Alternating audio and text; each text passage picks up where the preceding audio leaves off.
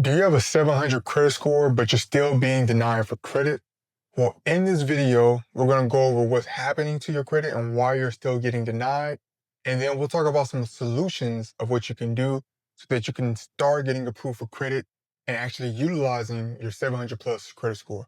If you don't know who I am, my name is Kenny Johnson. I'm located in Montreal, Quebec, and I operate a credit repair business that helps Canadians in every province. If you need help with your credit, we're always available Monday through Friday, 9 a.m. to 4 p.m. Eastern. You can call us at 438-803-1002, or you can email us at info@kennyjohnsonuniversity.com. So let's go ahead and jump into the topic of the video. You have a 700 plus credit score and you are being denied. I think the first important thing that we identify is that having a 700 plus credit score does not automatically open the door to you being approved for credit. We have to understand that when underwriters are approving you to be approved for credit, there's so many things that they have to take into consideration to see if you can go ahead and be approved for the auto loan, their mortgage, or even as simple as a credit card, right? And one of the first most important things is income, right? So one of the things that you may have noticed when you log into Credit Karma, Borrow, Equifax, whatever the platform is that you do not see your income on this platform. Right. Now, you do fill out your income when you submit it on your application, all these things, but you do not see your income. And your income plays a vital role because let's say you're making $60,000 per year and you're trying to get access, you're trying to get a loan for $100,000, right? But your DTI is at 40%. That does not make sense for that lender to approve you for that loan because they may feel like you're not going to be able to financially handle this debt that you're trying to apply for. So that's one of the ways that even though you may have a good credit score, you could still be denied for credit. So one of the ways, again, is income. The biggest way, maybe you have an income that does not match the amount of debt that you're trying to get. One of the most common issues that I see is that people are trying to overextend themselves, right? They're trying to live a life that they don't actually live by taking on high amounts of debt that their income cannot sufficiently pay for. If you already have a high amount of loans that you're currently using and your DTI is high, then all of your money is being allocated towards that debt plus your standard income of living. You may have also noticed that your rent, the place of living, in most situations, that isn't on your credit report, right? Unless you have a mortgage, but your rent isn't on your credit report. That's why a lot of applications, when you're applying for credit, they'll ask you how much are you spending monthly on rent, right? Because they want to get a good idea of how much of your income is being allocated uh, towards debt or towards expenses on a monthly basis to see if you can take care of that debt. Another issue that I see, people go out and they try to get high level credit cards, right? So let's just say you go for the Amex Platinum. Now, at a base level, the lowest amount I've seen you can get for the Amex Platinum is around 100K. Typically, when you get that Amex Platinum, you pretty much have access to 100K worth of capital. But can you actually handle 100K of capital? You right now, the good thing about Amex is that they're able to adjust your amount based off of your spending, right? But what a lot of people do is as soon as they get that card, they go crazy. Because as soon as you get that Amex card, you have access to high amount of money and it doesn't get adjusted until afterwards until they can see your spending habits, right? So they change your spending power over time, but what a lot of people do is that they go crazy as soon as they get their car, so Amex doesn't get time to adjust, right? So at the end of the day, this comes back down to your spending habits, your discipline, and do you have a budget? Anytime I talk about credit at the base level, you need to have a budget. You shouldn't even be thinking about an Amex Platinum or Amex Gold if you don't have a budget in place, because I can almost guarantee you that you're going to end up in a position to where you're not able to afford to pay back those cards, right? And if you are someone that has bad spending habits, then I think you should not even watch this video, not even finish this video. Go and create a budget. That should be the first thing. And then you can come back to something like this and we can start talking about ways you can get over that 700 brick wall, right?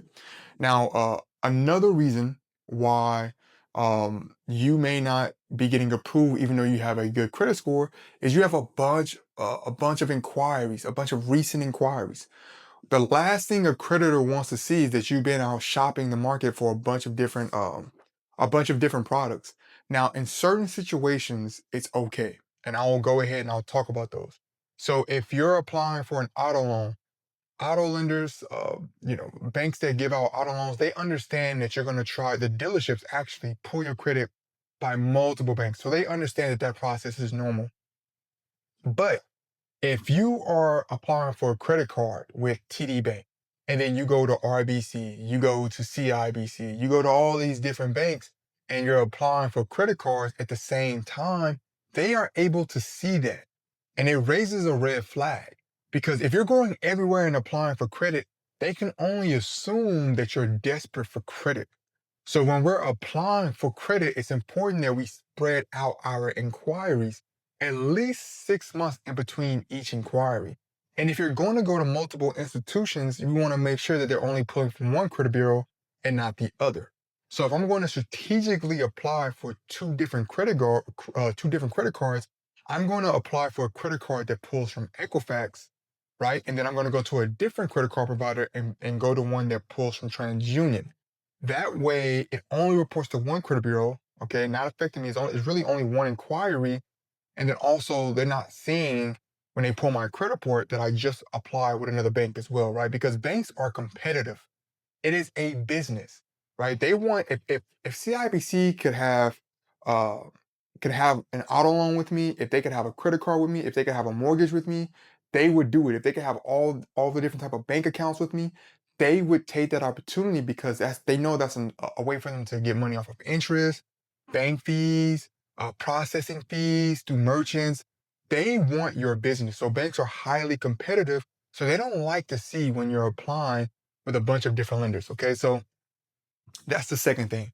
Okay, the third thing, and I do want to keep this video short. The third thing is when you have derogatory accounts that are hiding.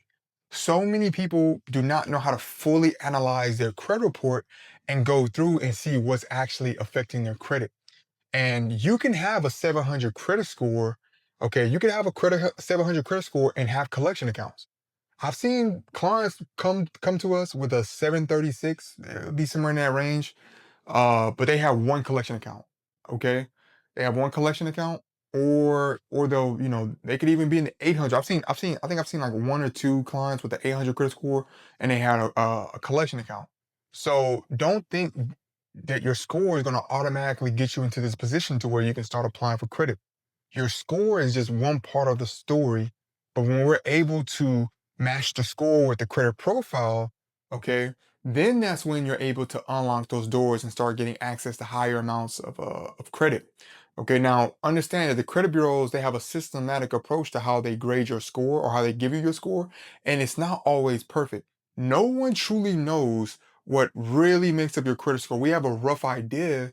We have a rough idea of what those things are, but again, they don't release that information to the public. They don't let you know what it is that allows them to make up that credit score. Okay, so the best thing for us to do is to look at what we have reported on our credit report and make sure that it's as clean as possible. So if you're getting denied, I'm going to go look at the public record section. That's the first section I'm going to go to. I'm going to go to the public record section. Do I have any collections? Okay. Do I have any judgments? Have I been sued by any creditors? That's extremely important. People that have child support, maybe you went to you have child support, that can also report onto your credit report, affecting your credit negatively. Okay. Um, do you have a tax lien on a vehicle? That also can report onto your credit report. All these things can hinder you from getting approved for credit, and you have to know how to go through your credit profile.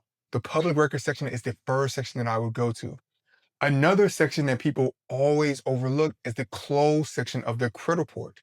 What are the rating codes for those closed accounts? Do you have any R9 accounts in your credit report? If you have an R9 account, that's a revolving account, that's a charge-off account. Do you have any I9 accounts? Do you have any O9 accounts? These are all the things that you need to look for. Do you have any accounts that were included in a consumer proposal? Did you do a debt consolidation loan? Do you have any R7? So if we say R7, these are accounts They were included in maybe a debt consolidation loan or a consumer proposal. Do you have a 7 rating code account? These accounts will block you from getting approved for credit. I've had clients come to me saying they're having trouble getting approved to rent a space with a landlord. Landlords have the same criteria. They really don't care about your credit score. A lot of them. Some of them do if they don't know what they're looking at. But a seasoned landlord that knows what they're looking for can go through your credit report and see if you have an R9 account.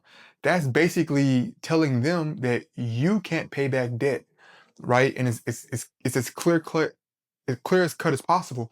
Even if you pay it off that R9 account, even if you've completed that consumer proposal, even if you completed that debt consolidation loan and is at a $0 balance, guess what? That data is still there. All those late payments, all those negative derogatory notes, all that information is still there on your credit report. So a lot of people say, well, I paid off all my debt, but that's only one side of the story. This is why our business exists, right? Because you may have done your part and paid off the debt, but you have to start working towards disputing and getting those accounts removed off.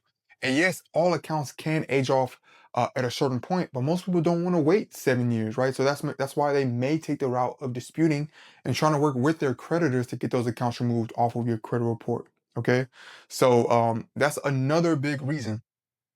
If I had to make a list as to what I'm looking for on why I'm getting denied for credit, the first thing I'm going to do, even if I have a 700, 800 credit score, first thing I'm going to do, I'm going to check my DTI. What is my debt to income ratio? Okay. Does it make sense? What am I applying for? You have to ask yourself, what am I exactly applying for? If I'm applying to get an auto loan for a vehicle that's a 6-figure vehicle and my income does not do, cannot take care of that plus my living expenses, you may get denied. Now there are some, I've seen some wild things as far as dealerships and what they're allowing people to get approved, but you shouldn't want to. You shouldn't even want to take a vehicle that that is taking up more than 10% of your income. A vehicle shouldn't even take up more than 10% of your income. So you shouldn't even want that. What kind of place are you renting out? Does it cost too much? A landlord can deny you because they feel like your DCI is too high and you're not going to be able to pay them rent. And they have to pay the mortgage on that property that they have, right? Your place of living shouldn't take up more than 30% of your income, right? And then these are things that you're using, these rules you're using to help you create your budget so that you stay on top of these things. That way you decrease your chances of being denied for credit.